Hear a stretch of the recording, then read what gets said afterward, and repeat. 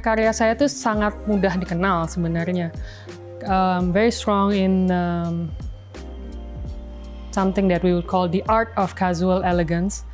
Jadi sesuatu yang understated, simple, modern, namun timeless. Jadi tidak lekang oleh waktu. I think that's my unique strength. Dalam mendesain, saya ingin sekali publik melihat karya saya itu suatu yang timeless. Jadi bila saya mendesain, saya lebih menyukai dan berpikir untuk jangka waktu yang panjang. Jadi desain-desain saya membuat sebisa mungkin bertahan dengan waktu. Karena desain yang bagus adalah suatu desain yang bisa bertahan untuk jangka waktu yang lama. Itu adalah karakter yang sangat penting sekali untuk mendesain buat saya, untuk mendesain suatu ruangan atau project. Kita ingin dikenal sebagai desainer yang karakternya itu timeless and effortless. Kemudian kita juga suka dengan functionality over decorations. Kita juga ingin lebih kepada problem solving karena yang berbasis human centric. Karena tugas dari kita sebagai desainer adalah membuat hidup orang lebih baik.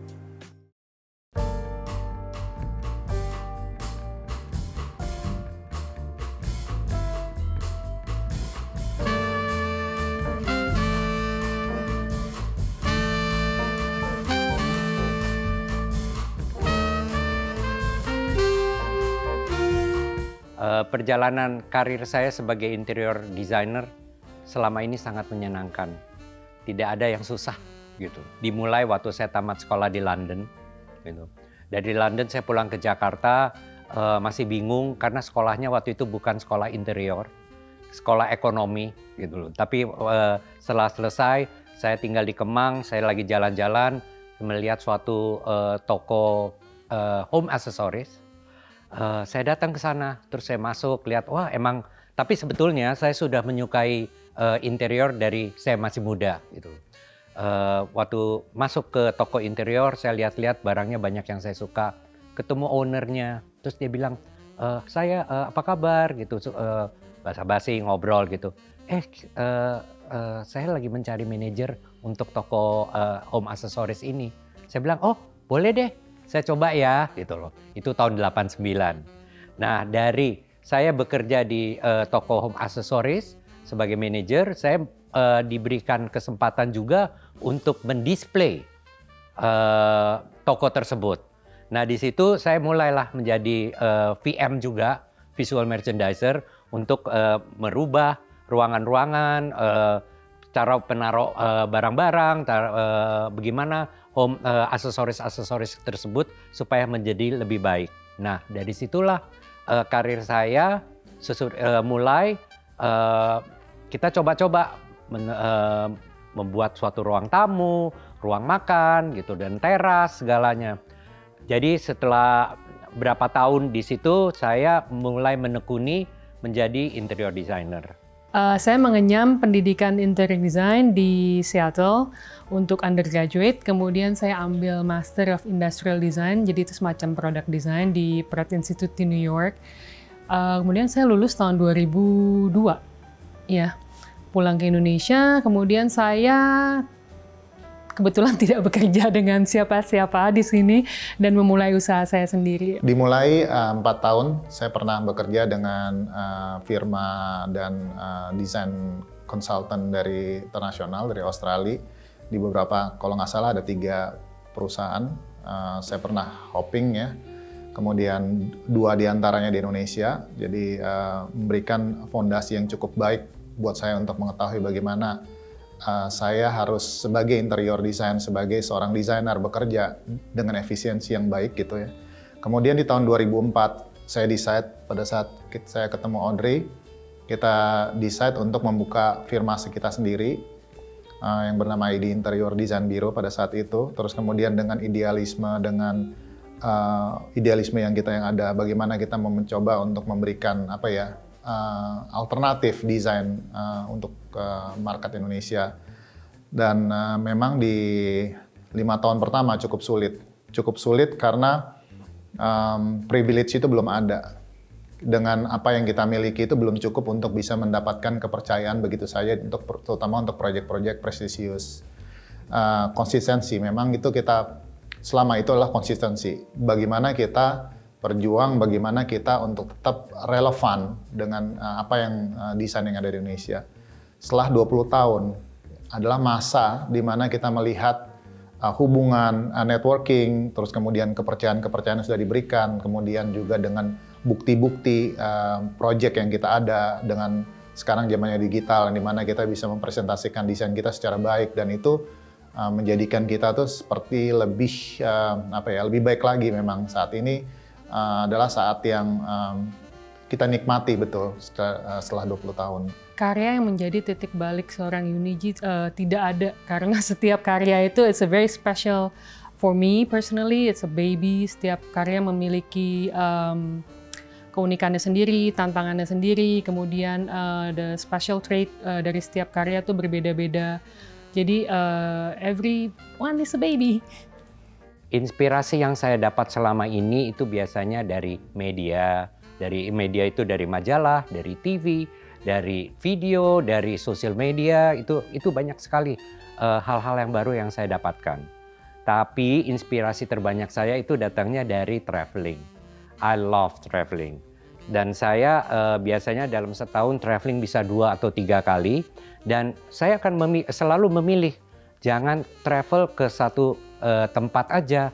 Mungkin mencari kota baru atau mencari daerah baru, even di Indonesia maupun di luar negeri. Saya banyak membaca buku dan saya terinspirasi betul dari beberapa arsitek dan desainer yang saya lihat ya, yang saya pelajari dari buku-buku. Misalkan pertama kali waktu saat saya kecil, saya suka banget sama Jeffrey Bowell. Secara arsitektural, bagaimana dia proses alam dan bangunan itu menyatu, itu saya suka banget gitu cara dia. Kemudian yang kedua adalah saya baru mempelajari tentang, pada saat waktu saya kecil ya, saya suka banget sama Kolani. Kolani itu adalah desainer produk. Bagaimana dia membuat organic shapes dari alat transportasi, itu amaze banget. Sebuah dari Eko muda pada saat Eko kecil malah gitu, itu sesuatu yang menurut saya kayak, kalau saya ingat lagi tuh jadi kayak life changing event gitu.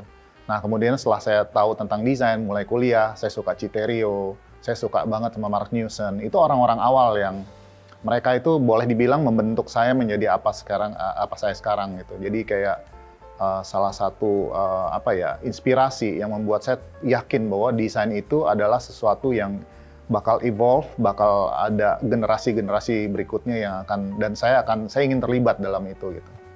Saya melihat dunia desain di Indonesia ini sangat membanggakan sekali.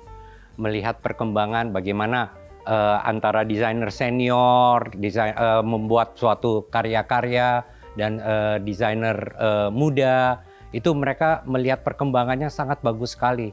Karya-karya mereka sudah bisa dilihat di dalam negeri maupun di luar negeri dengan desain yang sangat canggih dan modern dan bagus sekali. Itu. Mungkin saya ada pesan-pesan tertentu, pesan-pesan khusus untuk yang desainer, untuk selalu memperhatikan dan memperkembangkan dunia interior Indonesia. Dunia desain Indonesia maju sekali sekarang. Melihat perkembangan saat ini, saya merasa bahwa saking majunya lebih banyak show untuk keperluan show, untuk show off daripada esensial dari desain. Saya merasa bahwa kebutuhan terhadap desain itu saat ini itu lebih diperlukan karena rumah menjadi sebuah sentra pusat dari social life kita, bergeser dari dulu di luar sekarang masuk ke rumah gitu. Nah, banyak sekali sebenarnya dari desain yang sekarang kita kerjakan juga dari klien-klien yang ketemu sama kita, itu kelihatan bahwa mereka lebih butuh desain itu secara kulit daripada secara esensi. ID saat ini memang lebih banyak memberikan edukasi juga sih ke mereka. Bagaimana sebuah desain itu masuk ke dalam suatu batasan sebagai sebuah kebutuhan terhadap hidup, itu bagaimana gitu. Jadi kebutuhan apa dulu yang diperlukan, misalkan bagaimana terhadap budget, waktu, material. Nah itu kita semacam memberikan sebuah edukasi sih sebenarnya ke klien-klien kita. Nah itu yang menurut secara general saya bisa bilang bahwa desain itu perlu edukasi yang lebih luas, baik kepada praktisinya, baik kepada masyarakatnya. Gitu. Biasanya dari storytelling atau ide yang saya dapatkan, saya mungkin ambil salah satu contoh daripada tenun ikat. Gitu. Tenun ikat ini mempunyai pattern yang sangat bagus sekali. Gitu loh. Jadi kadang-kadang orang cuma melihat tenun ikat menjadi baju. Tapi untuk saya sebagai interior designer, dari tenun ikat ini saya bisa membuat apa ya? Desain saya lebih berani ya. Saya tuh memiliki intuitif antara bermain dan serius secara bersamaan. Jadi ada sisi nerd-nya dan sisi playful saya. Dan itu kelebihan saya. Dan associate saya dan tim junior tim di ID termasuk dengan Audrey, kita memiliki semacam kayak bagaimana kita mendefinisikan desain secara lebih luas dan lebih matang, karena di setiap sisi saya akan hadir di sisi ID Interior Design, ID Design Bureau. Jadi hal ini yang kita coba untuk caranya adalah membalance out. Saya mencoba dari tim kita untuk lebih berani berpendapat, kemudian lebih membuat mereka lebih matang di desain, terus kemudian sehingga saya memiliki semacam, saat ini memang cukup ideal buat saya karena saya memiliki tim-tim yang cukup berani untuk membalance dari apa yang saya miliki gitu. Sebagai seorang interior designer dan product designer, kedepannya saya sangat ingin mengeksplor craft Indonesia lebih banyak lagi. Saya ingin lebih banyak mengenal dan menggunakan, mengeksplorasi budaya Indonesia dan mengaplikasikannya ke dalam desain saya. Saya rasa it's something that I will be very proud of to do and something that show that I'm a proud Indonesian. Pertanyaannya, saya lebih berkeinginan untuk mendevelop sculpture. Kebetulan saya juga ngelukis, saya membuat lukisan itu 2 dimensi, di mana saya ingin ada versi semacam 3 dimensinya, yaitu sculpture. Saya agak lumayan passionate, terakhirnya saya bisa merasakan drive-nya.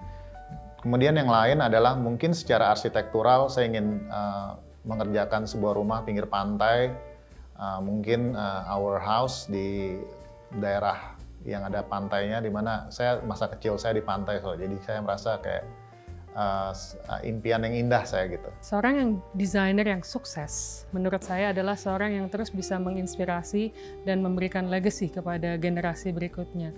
Jadi buat saya itu adalah sebuah tantangan untuk seseorang desainer bisa terus one step ahead and then always think out of the box and always inspiring other people in every field.